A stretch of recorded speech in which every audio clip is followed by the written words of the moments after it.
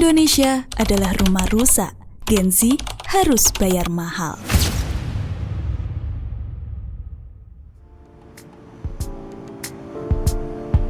Pernahkah kamu sadar bahwa saat ini kamu tinggal di rumah besar, tapi bocor, kotor, dan penuh tikus? Ya, itulah rumah kita, Indonesia. Tapi bukan rumah biasa. Ini rumah dengan 270 juta penghuni. Indonesia adalah rumah besar, rumah yang punya banyak kamar. Ada kamar yang luas dan mewah, serta penuh fasilitas. Tapi ada juga kamar sempit, pengap, dan dihuni oleh banyak orang sekaligus, mirip dengan kesenjangan sosial yang kita alami hari ini. Atap rumah ini bocor di mana-mana, ibarat aturan dan kebijakan negara yang mudah ditembus kepentingan pejabat. Akibatnya, kita selalu kebasahan jika hujan dan kepanasan di musim kemarau. Dengan kata lain, hukum tak lagi melindungi. Dinding rumah lembab dan penuh retakan, sama seperti birokrasi kita yang ribet, berbelit, dan penuh pungli. Hukum tumpul ke atas, tajam ke bawah, yang kaya makin kaya dan yang miskin semakin miskin.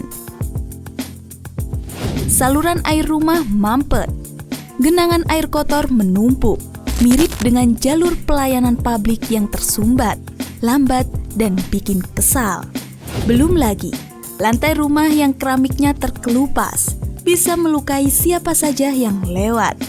Ini seperti sistem hukum kita yang kelihatan bagus dari luar, tapi justru menyakiti rakyat kecil. Kamar mandi bau, salurannya rusak, sama seperti lembaga keadilan kita yang makin tidak adil, tidak transparan, dan penuh konflik kepentingan. Keadaan dapur juga kotor dan semrawut, persis seperti pengelolaan uang negara yang APBN dibancak, diselewangkan, dan tidak jelas penggunaannya. Kondisi kamar tidur berantakan dan tidak layak huni. Itulah kehidupan rakyat hari ini, di mana serba mahal, penuh tekanan, dan tidak nyaman. Belum lagi tikus dan kecoa yang berseliweran. Inilah lambang korupsi yang dibiarkan hidup bebas tanpa pemberantasan yang serius. Yang paling parah, fondasi rumah ini mulai retak.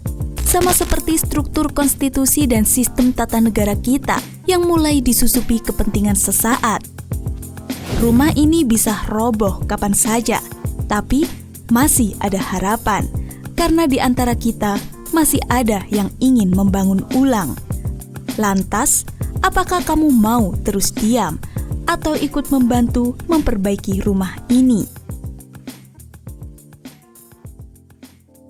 Seharusnya, rumah ini dijaga oleh 4 pilar utama, yaitu kaum intelektual yang menjadi otak untuk menentukan arah bangsa, kaum agama yang menjaga moral, TNI atau Polri yang seharusnya melindungi rakyat, dan kaum budaya yang menjaga jati diri bangsa.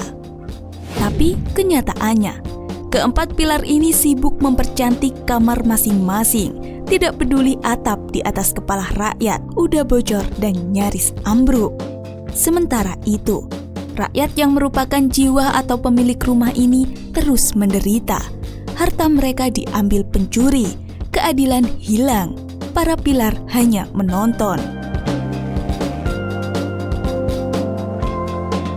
Dari kegelapan ini, lahirlah Sekolah Negarawan, sebuah gerakan yang ingin mengingatkan kembali fungsi sejati para pilar. Sekolah ini bukan tempat duduk diam dan dengerin ceramah, tapi tempat menyadarkan bahwa kita semua harus kembali jadi pelindung rakyat, bukan pelindung kursi kekuasaan. Negara adalah rumah kita, rakyat adalah pemiliknya, pilar adalah penjaga. Jika rumah ini rusak bahkan nyaris roboh, lantas di mana lagi kita akan tinggal? Apakah kabur aja dulu bisa menjadi pilihan terbaik? Rumah ini harus didesain ulang supaya menjadi rumah yang aman, kuat, kokoh, indah, dan nyaman untuk ditinggali. Saatnya bangkit, saatnya perbaiki rumah kita bersama.